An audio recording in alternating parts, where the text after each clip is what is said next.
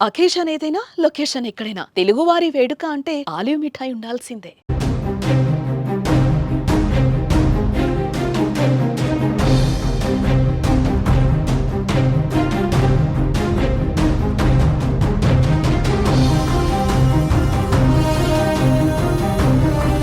భారత్ చేసిన మెరుపు దాడులతో పాకిస్తాన్ ఉక్కిరిబిక్కిరవుతోంది. ఏం చేయాలో తెలియక అయోమయంలో పడిపోయింది. ఇక భారత్ దాడులను ప్రపంచ వేదికగా తప్పుగా చూపించేందుకు చేస్తున్న ప్రయత్నాలు కూడా బెడిసి కొడుతున్నాయి.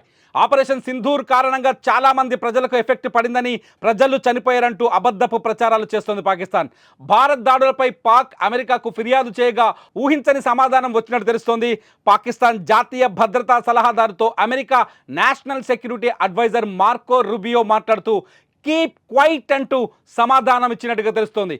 కీప్ క్వైట్ అంటే మూసుకొని కూర్చోండి, ఇంకా జరిగింది చాలు అని చెప్పినట్టు. అంతేకాదు, భారత్ పాకిస్తాన్ చేసిన దెబ్బకు ఉగ్రవాదులపై చర్యలు తీసుకునే హక్కు భారత్కు పూర్తిగా ఉందని, ఇండియన్ ఆర్మీ చేపట్టిన ఆపరేషన్ సింధూర్పై పాకిస్తానీలు మౌనంగా ఉండటమే చాలా మంచిదని ఆయన చెప్పారు. భారత్ యాక్షన్కి కౌంటర్గా పాక్ ఎలాంటి రియాక్షన్ ఇవ్వకూడదని, ఒకవేళ పాకిస్తాన్ చర్యలు తీసుకుంటే మాత్రం అస్సలు బాగోదని, భారతదేశం మీద యుద్ధం ప్రకటించడానికి ధైర్యం చేయొద్దంటూ పాకిస్తాన్ భద్రతా సలహాదారుకి America national security adviser Marco Rubio చెప్పినట్టు నేషనల్ ఛానల్స్లో వార్తలు వస్తున్నాయి.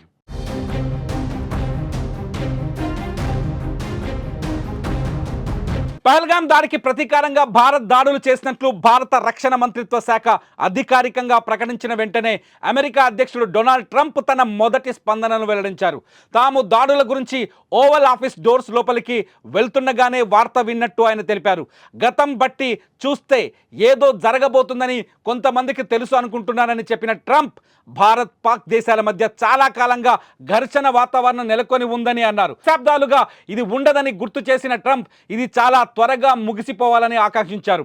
భారత్ చేపట్టిన చర్యపై ఆయన నేరుగా వ్యాఖ్యానించకపోయినా మొత్తం సంఘర్షణ తర్వాత ముగిసిపోవాలన్న తన ఆకాంక్షను తెలియజేశారు. ఇరు దేశాలు ఉద్రిక్తతలు తగ్గించుకోవాలని, ప్రపంచానికి శాంతి కావాలని ట్రంప్ చెప్పుకొచ్చారు.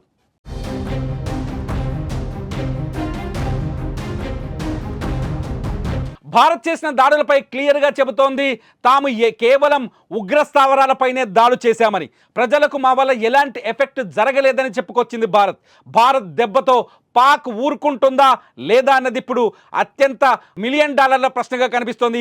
పాకిస్తాన్ ఉగ్రస్థావరాలపై దాడి చేయడాన్ని పాకిస్తాన్ ఇంకా సమర్థించుకుంటుందా, మాపైన దాడి చేశారని అభివర్ణించుకుంటుందా, పాకిస్తాన్ ఏం చేయబోతుందన్నది ఇప్పుడు ఆసక్తికరంగా మారింది.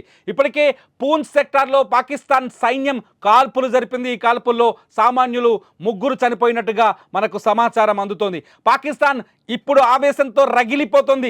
దాడిని ఎదుర్కోలేక, దాడిని నిరోధించలేక, దాడిని కట్టడి చేయలేక, ఉగ్రస్థావరాలపై దాడి జరిగిందని ప్రపంచం ముందు ఒప్పుకోలేక ఇప్పుడు పాకిస్తాన్ ఉక్కిరి బిక్కిరవుతుంది. భారత ఆర్మీ సరైన టార్గెట్ చేసింది. భారత ఆర్మీ సరైన ప్రాంతాలను ఎంచుకుంది. ముందుగానే గూగుల్ మ్యాప్లను కూడా రిలీజ్ చేసింది. మ్యాప్ రిలీజ్ చేసిన తర్వాత అటాక్ చేసింది.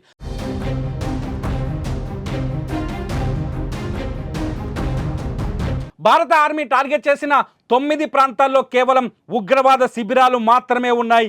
ఏ శిబిరంలో ఉగ్రవాద శిక్షణ జరుగుతుందో ఆ శిబిరాన్ని పాయింట్గా క్లియర్గా టార్గెట్ చేసి దాడులు చేసినట్టుగా స్పష్టంగా అర్థమవుతోంది. కానీ ఈ దాడుల్ని పాకిస్తాన్ కప్పిపుచ్చుకునే ప్రయత్నం చేస్తోంది. కేవలం 6 చోట్ల దాడులు చేశారు. ఆ 6 ప్రాంతాల్లో సివిలియన్స్ ఉన్నారు, ఉగ్రవాదులు లేరని చెప్పుకునే ప్రయత్నం చేస్తోంది. నిజానికి భారత్ 9 ఉగ్రవాద స్థావరాలపై దాడి చేసింది. ఇందులో 7 ఉగ్రవాద స్థావరాలు పీఓకేలో ఉంటే, 7 ఉగ్రవాద స్థావరాలు పీఓకేలో ఉంటే 2 పాకిస్తాన్ భూభాగంలో ఉన్నాయి. అయితే భారత్ దాడి చేసింది కేవలం 6 అనే చెబుతోంది. పాకిస్తాన్ భూభాగంలోకి భారత మిసైల్స్ రాలేదని ఇంకా గాంభీర్యాన్ని ప్రకటించే ప్రయత్నం చేస్తోంది.